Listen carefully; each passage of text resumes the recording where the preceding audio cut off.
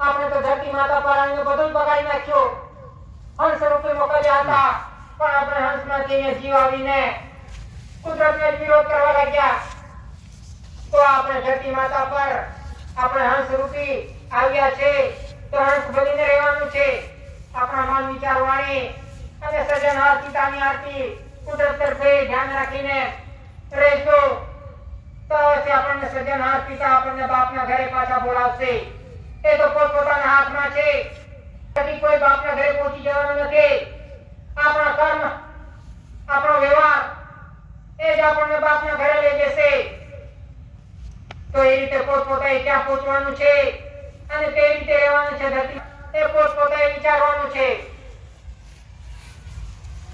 જ્ઞાન સંસી ગવન કરે ત્રિવેણી તાપ તપત તનો મેં. જ્ઞાન સંસી ગવન કરે ત્રિવેણી તાપ તપત તનો મેં. કે આ ધરતી માતા પર અંશંસી ગવન કરે કેવા છે કે આપણે નરી આંખે જોઈ શકતા નથી એવા સૂક્ષ્મ જીવો પણ છે અને મોટા જીવો પણ છે. એ રીતે ધરતી માતા પર ગવન કરતા છે. અંશંસી ગવન કરે ત્રિવેણી તાપ તપત તનો મેં. કે ત્રિવેણી તાપ તપત તનો મેં. કે વરસાદના સમયની આગળ આપણે ખેતરો સાફ સુફી કરીને આપણે તૈયાર કરીને રાખીએ છીએ, ખેડ કરીને, અને વરસાદની રાહ જોઈએ છીએ. અને વરસાદની શરૂઆતના પહેલા આપણે જે ખેતરો સાફ સુફી કર્યા છે એની અંદર દાણા બોઈએ છીએ કે ધાન્ય કણી બોઈએ છીએ. અને એ રીતે ધીરે ધીરે ગાજવીજ કડાકા ભડાકા સાથે વરસાદની શરૂઆત થાય છે. અને વરસાદની શરૂઆત થયા પછી થોડા દિવસની અંદર જે ધાન્ય કણી અંકુરિત થાય છે, અંકુરિત થયા પછી કે એનો પરિપક્વ થયા પછી સમય પીરિયડ પૂરો થયા પછી આ ધાન્ય કણી પાકી જાય છે. કે ચોમાસાની સમયની અંદર જેમ જેમ ચોમાસું આગળ જતું જાય છે તેમ તેમ ધાન્ય કણી પાકતી જાય છે. અને ચોમાસું પૂરો થયા પછી આપણે ધાન્ય કણી લઈ લઈએ છીએ ઘરની અંદર. તો એ ધાન્ય કણી થકી આપણા ઘરનો, આપણા ગામનો અને દેશનો અને આખા વિશ્વનો વ્યવહાર ચાલે છે ધાન્ય કણી થકી. આ કુદરતી છે. તો એ રીતે જે રીતે સમય જાય છે તે રીતે પછી ધીરે ધીરે શિયાળાની સમય આવે છે, શિયાળાની ઋતુ આવે છે. ધીરે ધીરે ઠંડીની શરૂઆત થાય છે. ઠંડીની શરૂઆત થયા પછી આપણે જે કંઈ પણ પાક પાકતો હોય ઠંડીની સમયની અંદર એ પાક કહીએ છીએ. એ પાક ઠંડીનો સમય પૂરો થયા પછી આપણે લઈ લઈએ છીએ ઠંડીની સમયની અંદર. પછી ધીરે ધીરે જાન્યુઆરીમાંથી તાપ લાગે છે કે ગરમી પડવા લાગે છે. ધીરે ધીરે કે જેમ જેમ સમય આગળ જતો જાય છે તેમ તેમ અતિશય ગરમી પડે છે. તો ગરમી પડવા થકી આ ધરતી માતા પર અસહ્ય ગરમી પડે છે. ધરતી માતા પર કે ધરતી માતા આટલી ગરમ થઈ જાય છે કે એના ભકોડા ફાટી જાય છે ગરમીને લીધે. એટલી ગરમી પડે છે જેમ જેમ સમય જતો જાય છે તેમ તેમ. કે ધરતી માતા પણ ગરમીથી તરસે છે કે ક્યારે વરસાદ આવશે અને ક્યારે શાંતિ થશે. કે ધરતી માતા આટલી ગરમ થઈ જાય છે.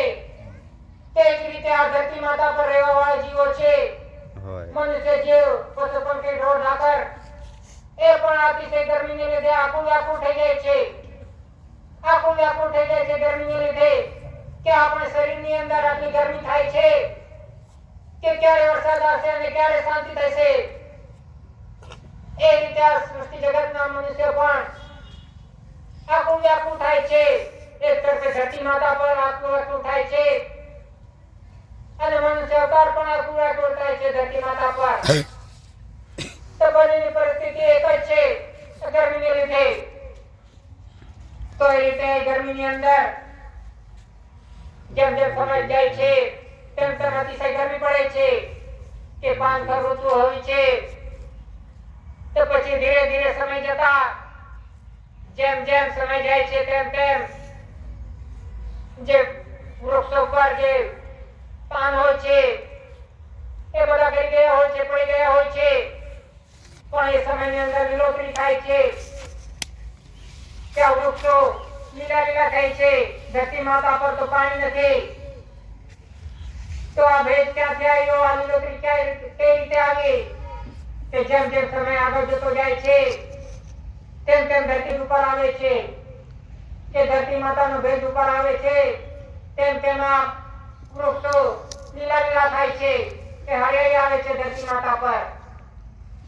તો એ રીતે જે ધરતી માતા પર રહેવા જીવો છે, કે માતા પિતાની અંદર અસહ્ય ગરમી થાય છે, શરીરની અંદર એટલી ગરમી વધી જાય છે કે ક્યારે સંસારો કરીશું અને શાંતિ થશે, કે માતા પિતાના શરીરની અંદર ગરમી વધી જાય છે, અને એ સમયની અંદર કે માતાનો ભેજ ઉપર આવે છે, માતાના શરીરનો ભેજ ઉપર આવે છે, અને એ સમયની અંદર સંસાર રોગ થાય છે, માતા પિતાનો કોઈ સંસાર રોગ થાય છે, અને પિંડ પડે છે, અને પિંડ પોસાય છે,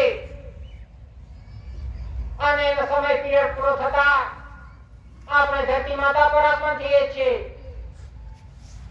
તો એ રીતે આપણે ધરતી માતા પર આગમન થઈએ છીએ માતા પિતાના પવિત્ર સંસાર રોગ થકી.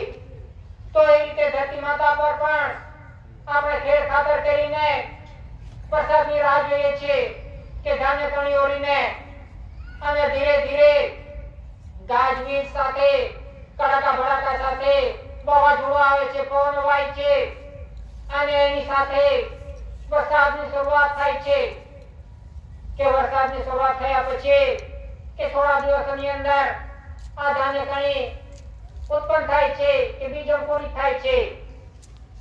તો એ રીતે આ ધરતી માતા પર પવન પાણીની કણી તૈયાર થાય છે, પવન પાણીની કણી તૈયાર થાય છે, અને તે જ રીતે આ ધરતી માતા ઉપર શ્વાસ બિંદુની કણી તૈયાર થાય છે. તો આ વિશ્વનો વ્યવહાર એક છે, આ કુદરતી વ્યવહાર છે, કે એના થકી આખા વિશ્વનો વ્યવહાર ચાલે છે. આ કુદરતી વ્યવહાર છે, જેને નોન જ્યુડિશિયલ, કે એમાં કોઈ ધર્મ કારણ આવતું નથી, એમાં કોઈ ધર્મ આવતું નથી. સર્વ જીવો માટે એક જ વ્યવહાર છે, કુદરતી વ્યવહાર છે. કોઈ પણ મનુષ્ય હોય, પશુ પક્ષી, ઢોર ઢાકર હોય, એને આ જ કુદરતી વ્યવહાર લાગે છે, આ જ વ્યવહાર લાગે છે, કે માતા પિતાનો પવિત્ર સંસ્કાર રૂપ કોઈ પણ જીવ માત્ર હોય, એમાં કોઈ ભેદભાવ નથી. કુદરતે કોઈની સાથે ભેદભાવ નથી કર્યો. તો એના થકી આ પવન પાણીની કણી અને શ્વાસ બિંદુની કણી થકી આખા વિશ્વનો વ્યવહાર ચાલે છે. આ કુદરતી છે, નોન જ્યુડિશિયલ, કે એમાં કોઈ ધર્મ કારણ આવતું નથી. તો એ રીતે આખા વિશ્વનો વ્યવહાર આ કુદરતી બંધારણ થકી ચાલે છે, નોન જ્યુડિશિયલ. પિતુ પદ વિના પ્રભુ નવ શાંતિ, પિતુ મુખી कैसे होवे हो, કે પિતુ પદ વિના પ્રભુ નવ શાંતિ, કે બાપના ઘરે ગયા સિવાય કોઈને પણ શાંતિ થવાની નથી, કોઈ જીવને પણ શાંતિ થવાની નથી. પિતુ પદ વિના પ્રભુ નવ શાંતિ, કે આ જીવને શાંતિ થવાની નથી, કે બાપના ઘરે ગયા સિવાય એ તો એમ જ ભટકતો રહેશે જીવ, ક્યારે પણ એને શાંતિ થવાની નથી. પિતુ પદ વિના પ્રભુ નવ શાંતિ, પિતુ મુખી कैसे होवे हो, કે બાપના ઘરે આપણે કેવી રીતે પહોંચી શકીશું? કોઈની ભક્તિ કરવા થકી આપણે પહોંચી શકવાના નથી, અને કોઈ આપણને પહોંચાડી શકવાનું નથી. પરંતુ આપણા મન વિચાર વાણી કર્મ પવિત્ર શુદ્ધ દેહ કુદરતની આરતી, એ રીતે જો આપણે હંસ તરીકે અહીંયા જીવન ગુજારતા હશો, હંસ તરીકે રહેશો ધરતી માતા પર, તો અવશ્ય આપણે બાપના ઘરે પાછા હંસ બનીને ફરીશું. એ તો સર્જનહાર પિતાના હાથમાં છે, કે કયા જીવને ક્યાં પહોંચાડવાનો છે. કે સર્જનહાર પિતા એક એક જીવને જોઈ છે, હિસાબ છે.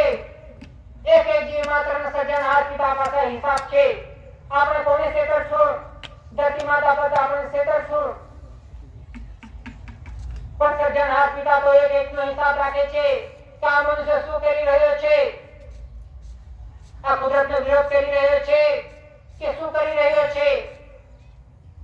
તો એ રીતે આપણે બાપના ઘરે પહોંચવા માટે આપણે હંસ બનીને રહેવું પડશે, આમાં અમને જીવન જીવવું પડશે. તો અવશ્ય આપણે બાપના ઘરે પહોંચી શકીશું. એના માટે આપણે પુરુષાર્થ કરવો પડશે, મહેનત કરવી પડશે. વગર મહેનતે આપણે બાપના ઘરે પહોંચી શકવાના નથી. કે પિતુ પદ બિના કભો ન શાંતિ, પિતુ મુખી કેસે હોવે હો. તો કરતા પિતુ કે જય.